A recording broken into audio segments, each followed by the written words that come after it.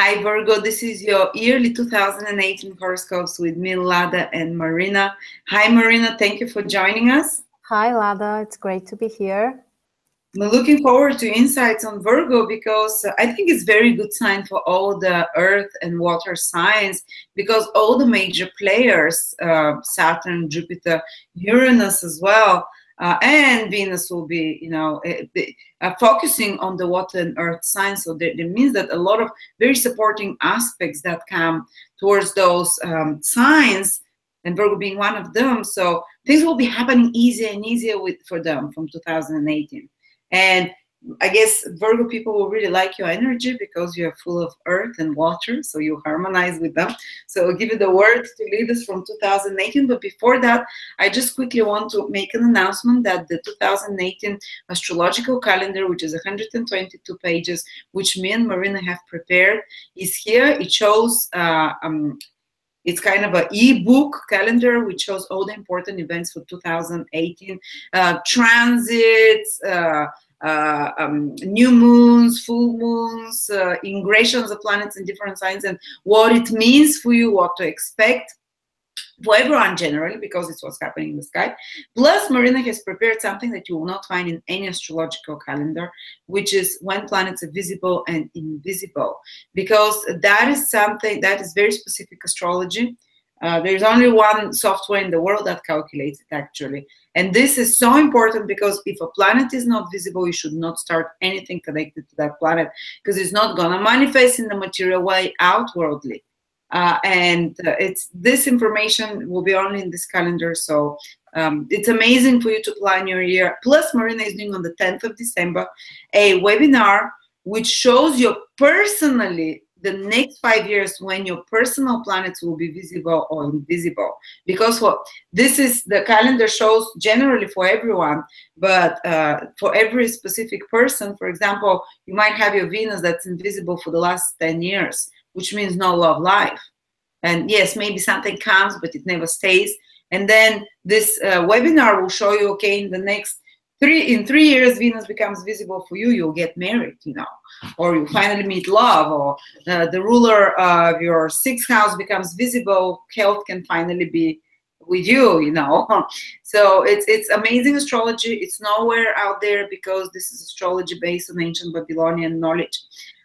Observable with the eye, and if you want to learn what it means to have visible and invisible planets and what predictions for the next 5 years personally for you, do join Marina for this webinar called Heliacal Phases, and she'll send you personal calculations for you.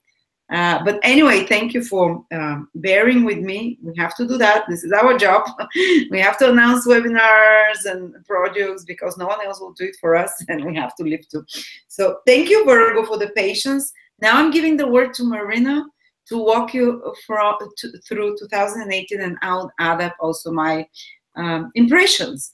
Yes, so the year is full of events and there are really a lot of things happening. Saturn changes the sign, Jupiter will change the sign, Uranus even will change the sign twice.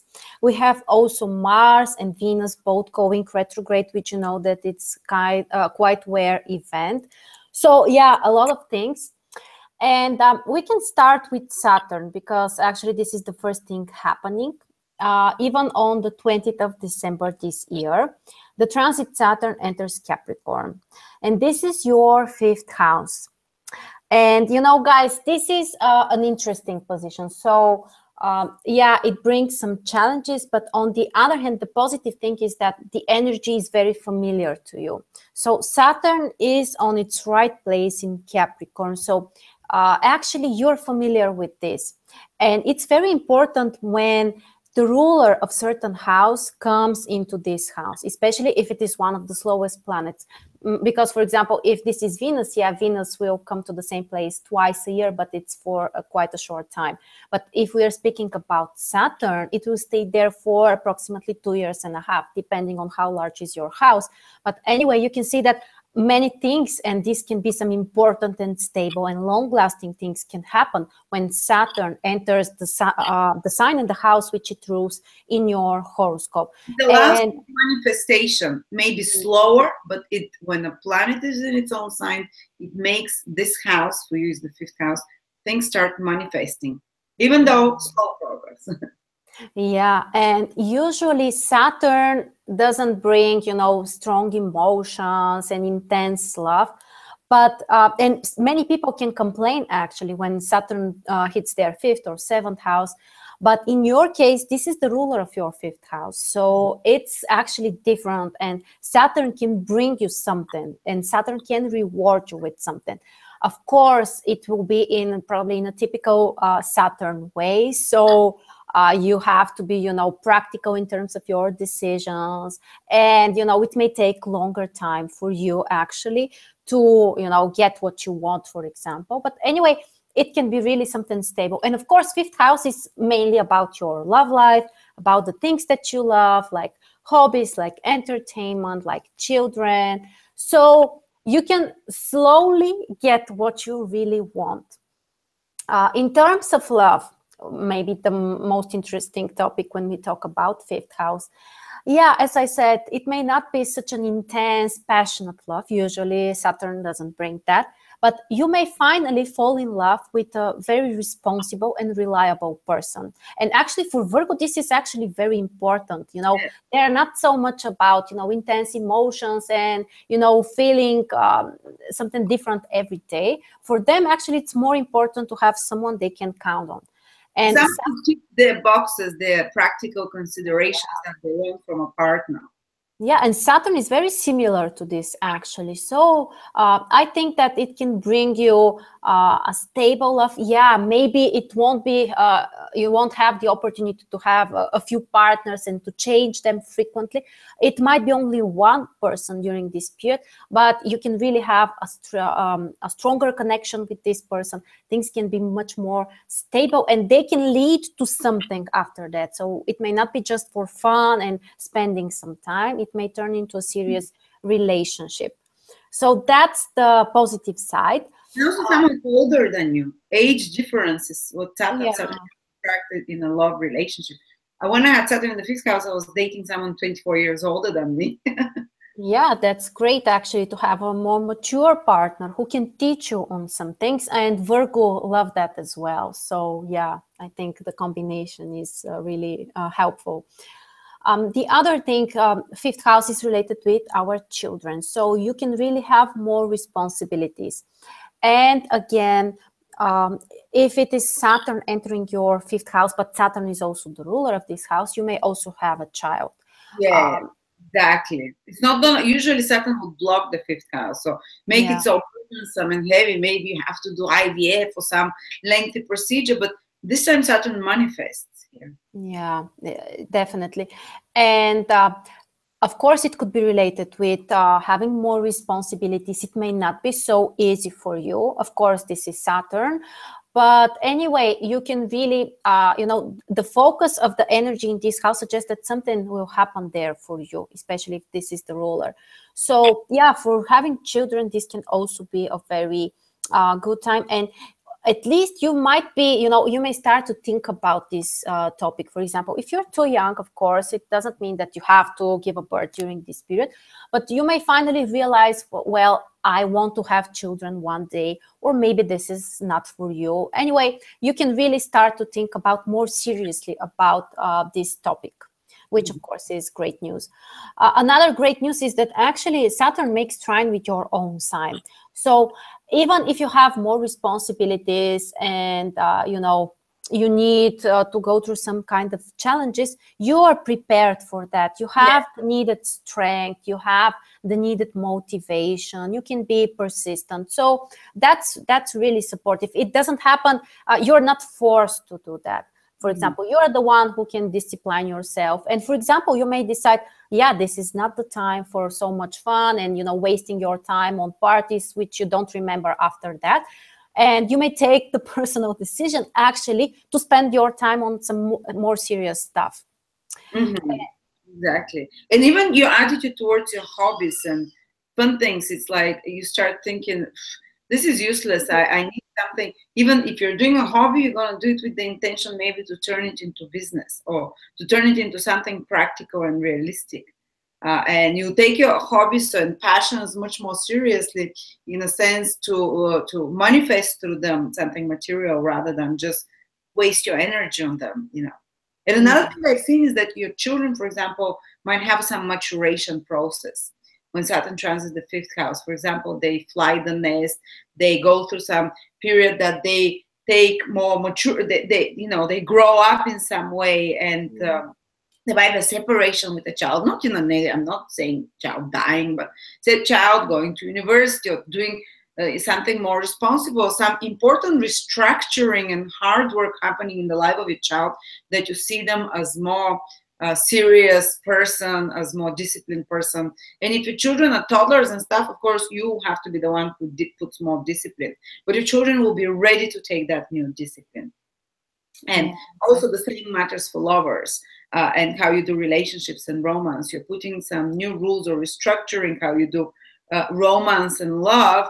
And maybe a partner asks you to do some changes in regards to that, but you no longer just want fun in a relationship, you know. And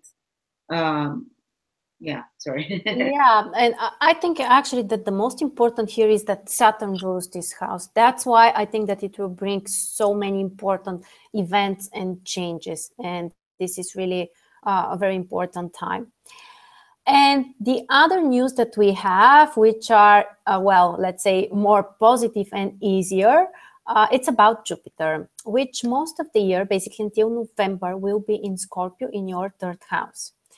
First of all, it supports your own sign because it makes a sextile, which is a very harmonious aspect, even if it's not so powerful. Anyway, it's very positive. And third house is about your communications. It's about connecting with others, working with information, friendships, learning new things, traveling. And that's why I think that Jupiter in third house actually can make your daily life much more interesting, more exciting, easier. Especially for people, whose work is related with third house. And nowadays, I would say there are many of them. Jupiter can bring a very positive events. Those like marketing, advertising, management, or people that work in small group environments have business meetings with also the third house. Administrative and commercial activities of any sort are also third house. Social media. Yeah. The other thing is, for example, you may have many new friendships, and this is great.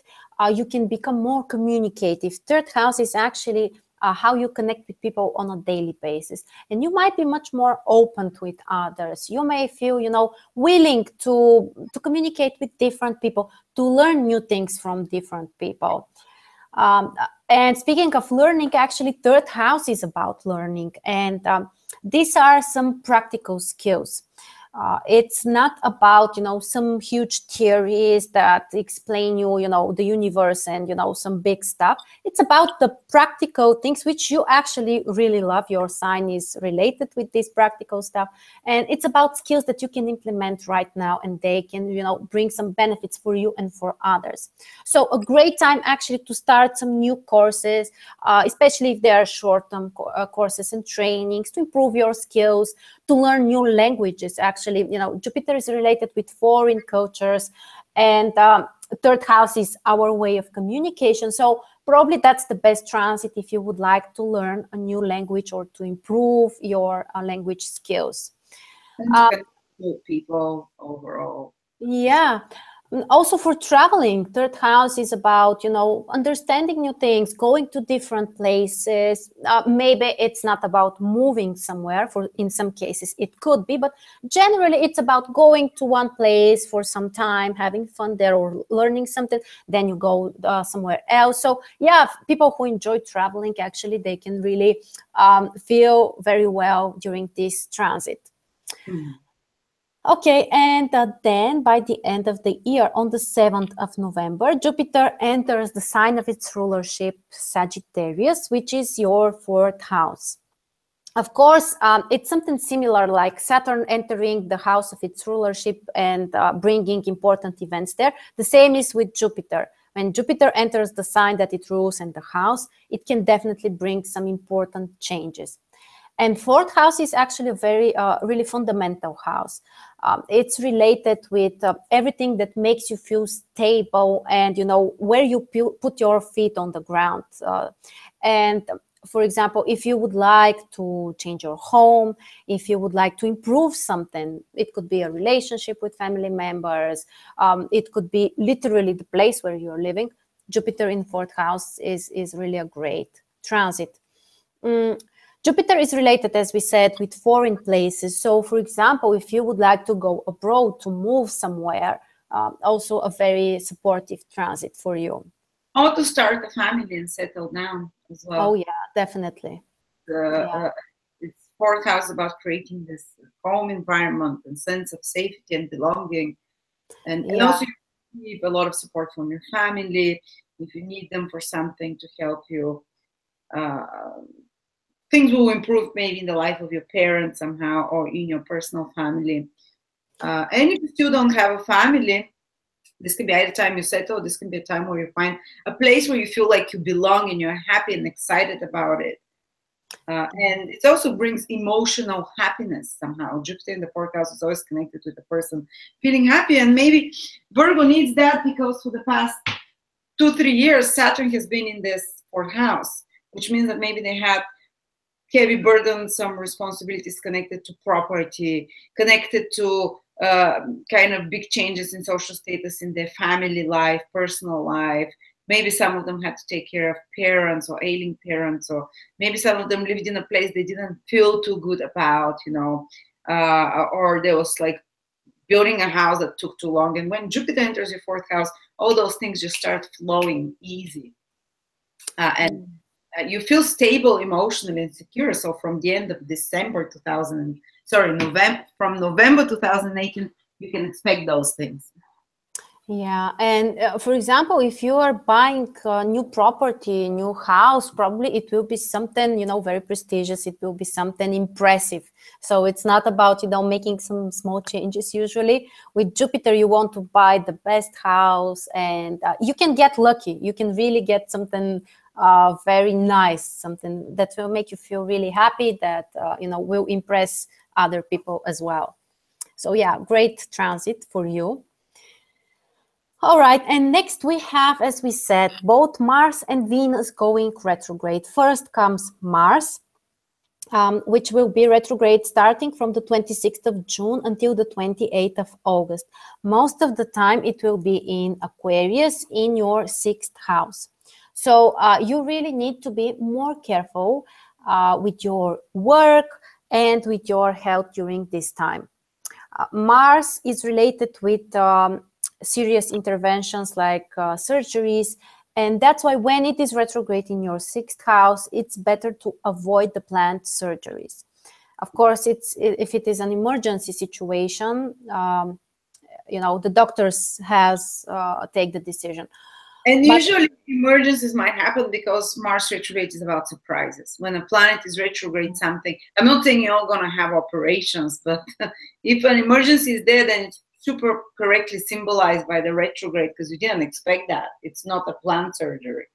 Yeah, you have to be careful with possible traumas. For example, I have seen people who have traumas, for example, while they're skiing or some kind of, other sport, even if it's not so extreme or dangerous anyway, when Mars is in your 6th house retrograde, you really need to be more careful with that for possible, traumas. The other thing, 6th house is, of course, about our work. So you really need to be more careful with the people that you work together with. It could be like some kind, if you have an employees, for example, something may require, to change something. Some conflicts are also possible, of course, when we talk about Mars retrograde. And usually, it takes a little bit more time to solve these situations because Mars retrograde is moving much slower than usual. So if it triggers something in the horoscope, it lasts longer. That's why the influence is also long lasting. So if you have some kind of conflicts, usually it will take longer time to solve these situations. So it's not the best time actually to have some important negotiations. If you are willing actually to find some kind of, you know, harmonious solution that will suit both of the sides, usually it's not so easy when Mars is retrograde in your 6th house. Yeah. The positive side, of course, Mars retrograde can bring something from the past. So, for example, if you used to have some kind of business idea that you started and you left in the past, now is actually a great time to restart that, because Mars is about our personal initiatives. So if it is about restarting some of your you know, old projects, something that you previously started, this could actually work for you right now. Or maybe to pick up again some health routine exercise. 6th house is about, and maybe you used to dance, or you used to maintain your health, you used to do some workout, and now because Mars is physical, 6th house is daily routines and health that you're trying to maintain your health through. So you can pick up something again that you used to love or you used to do again, and make it more, deepen it. Yeah. So this is the first part of this transit, and then Mars will enter back. Let me see. So it will enter Capricorn on the 14th of August, and it will stay there for 2 weeks. This is your 5th house, which means that this is trining actually your own sign, and this combination is more harmonious. So I would say that this period should be easier for you, the last 2 weeks of the retrograde Mars. The positive side, as we talk about the past, for example, old lovers might come back to your life. You can restart old relationships.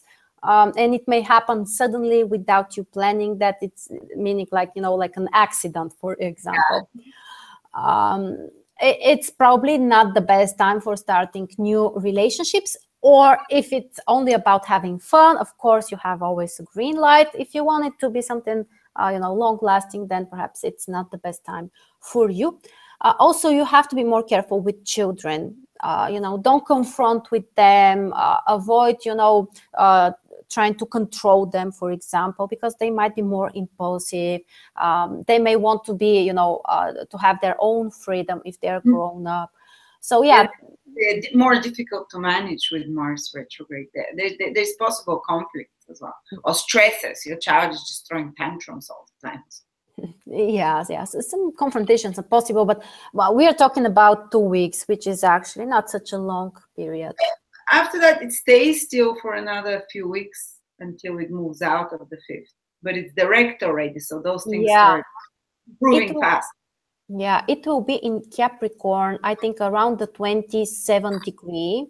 Mars will be stationary, and actually, it will stay there for a few weeks until it moves back to Sagittarius, to Aquarius. And actually, as usual, when the planet comes back through the degrees when it used to be retrograde, you may finally find the solutions, and you know, things might work much better for you. So, for example, if you used to have these challenges on your workplace, or you know, these confrontations with your children, after Mars goes direct, actually things can improve, can become much better. And the other retrograde phase that we have is Venus, starting on the 5th of October until the 16th of November. And most of the time it's in Scorpio, in your 3rd house. So Scorpio actually makes sextile with your own sign. So it's really not such a problematic combination. However, you may notice, for example, that your communication with others is not so harmonious, especially with friends, especially with female. Venus represents female figures. On the other hand, the positive side is that, for example, you can meet with your friends that you haven't met for a long time, or, you know, some neighbors. And yeah, you have to be careful with information. Third house is related with information and technologies, and for example, your computer, your telephone, this modern stuff. You lose documents and paper, you know. Yeah, definitely. Or misplace it, or it gets delayed. But on another level, some document or paper that you've misplaced long time ago, you can find it now. Yeah, or for example, third house is also related with education and training. So if you have planned previously to start some kind of course, and maybe you have started but didn't finish that, now is a great time actually to return back and to restart it, and actually to be able to finish that. So, taking something from the past and solving it right now is the best thing that you can do when Venus or any other planet is retrograde. But yeah, as I said, I don't think that this is such a problematic combination. After that, by the end of this transit, so let me see, from the 31st of October till the 16th of November, Venus goes back to Libra and your second house. This is a more, challenging position, because Venus is related with second house, and it's about money and resources, finances, everything. So you need to be more careful. For example, some expenses might come up for you which are unexpected. You may spend more than you have planned, for example. It's not necessarily something like losing a lot of money and having a lot of stress, because after all, it is Venus we are speaking about. But anyway, probably it's not the best time to take some important financial decisions. You might be over emotional. You might be influenced by what you want to have and not by what you really can have, for example. So yeah, this is a short period, but anyway, you can plan things so you avoid this. On a positive level, if you've lost something precious or valuable, you can find it now. Venus retrograde in the second house. Yeah. So this is by the end of the year. And finally, we have also the nodes. The North Node is in your 12th house during most of this year in Leo. And, the North Node suggests that this is an area where you need to focus more, to give more. 12th house is one of the most complicated houses in the horoscope, definitely. It's about doing things privately, doing things on your own. Of course, for those who have interest in the spiritual area, this is a great time. You can really go in depth into certain practices or, philosophies. You may have more time to meditate or whatever you want and enjoy doing. The main idea of 12th house is actually a self-isolation. Sometimes it might be your personal choice. You may just need to, take that personal time, do something for yourself or just to relax. On the other hand, 12th house is about, actually this type of isolation can be related with going to a different place. For some people, it could be even an immigration. And it also gives you this kind of self-isolation. And the South Node, the opposite node, is actually in your 6th house in Aquarius, which means that this is the area where you need to give up on something and you shouldn't focus so much.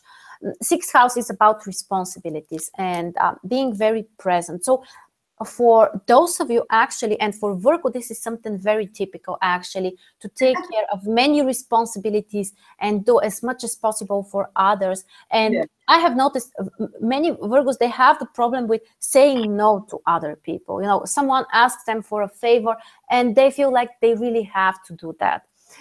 When something like the South Node, affects your 6th house, it's the time, I think, to learn to say no to people. And not to be trying to take care of everything and of everyone's responsibilities. It could be hard, but you shouldn't be so much focused on the work and the practical stuff. Trying to control everything. Yeah. 12th house is much more spiritual house. It's about the invisible stuff. This might be quite unfamiliar. Be a friend to your friends who ask for your help. For some extra responsibility and work, like go on a holiday instead. Yeah, it's just the time, you need some kind of rest here. You need to give yourself a rest. Yeah, the whole 2018, you probably feel it already, Virgos, because South Node went into your sixth house, and it's teaching you to be less Virgoish and to be more Piscean like in the next 1 year as well. So basically to let go and let God, not to try and focus on every detail and control every detail in a practical way, and to, almost even to create a bit more chaos in your life and to relax a little bit and take it easy and go with the flow. Yeah, exactly. And finally, we have Uranus, which will change the sign. It will enter Taurus on the 15th of May. And then let me see. So on the 6th of November, it goes back to Aries. But during these few months when it is in Taurus, actually, it will go through the third degree of Taurus. So if you have a cusp of a house or a planet in the first few degrees, you're actually going to feel very strong the influence of this transit, which should be harmonious for you because it triggers your 9th house. It makes trine with your own sign. So the positive side of Uranus actually can bring so many interesting things in your life. And it's about your belief system. 9th house is, about your philosophy. And it's really time to change something in this area. And it happens in a smooth, positive way. You're not forced, you're not, for example, totally disappointed. And that's why, for example, you stop believing in God. Actually, it's a time when you can open up your mind and be much more inspired. Also for learning new things. Actually, 9th house and Uranus, they are, great friends when it comes to learning new things, especially if it's something new and original and inspiring, including astrology, of course, is related with 9th house. So you can really be lucky and learn more astrology during this year. And not only during this year, during the next few, around 7 years when Uranus will be in your 9th house. Yeah, you get a taste now from May to November, a little bit. Maybe some of you Virgos that are later degrees will only feel it in the coming years, but things get exciting. You open up your mind more. You allow more things that are not part of your everyday environment to be around you. This opens your mind, makes you more adventurous as well. And really horizons are opening in a smooth ways that does not disrupt your status quo. Yeah, so very interesting, and I think it could bring a lot of excitement. Yeah. So yeah, that's the most important for the year. A lot of events. I would say that so many things are happening. So if you're waiting for that change, I think that you will be happy to see things changing around you. Oh yeah, and you have to keep coming back to that video and checking, because some of parts of the videos deal with March, the other, May, to July, to June to July, and then October, November. Yeah. So that's a video you'll need throughout the year, guys. And don't forget, check out the yearly 2018 calendar that we have. It's 30% off till the middle of December. Then it's $30. With heliacal phases and all important astrological events, and the course that Marina is doing on your personal heliacal 5-year predictions, the most powerful predictive tool of astrology, how to use it and what it means personally for you. Yeah, and by the way, just to say something, if someone else watches this video later, you can still purchase the course, and you're going to get the recording of the webinar, and you're going to get your personal table with the chart. So basically, you have time after that if you're watching this later. Yes, you can do it 20 years later from now if Marina is alive. She'll come to me. Well, hopefully I will be here waiting for you. Thank you so much, Marina. Thank you, Lara. Those wonderfully in-depth and detailed 2018 horoscopes. Thank you, Virgos, for bearing with us. Hope you enjoyed all the detail. That's your part, that thing you like. And I love you all. Thank you, Marina. Bye. Happy New Year.